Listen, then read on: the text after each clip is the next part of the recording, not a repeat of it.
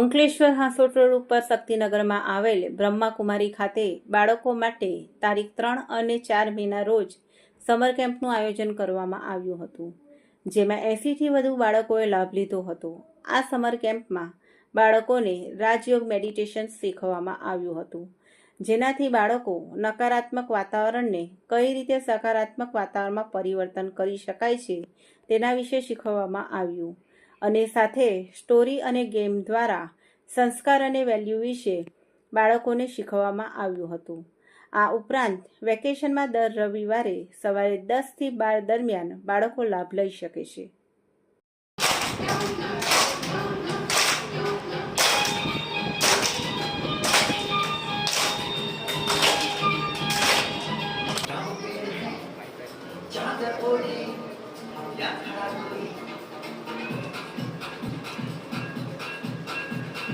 देखो देखो क्या वो पेड़ है चादर ओढ़े यहाँ कोई बारिश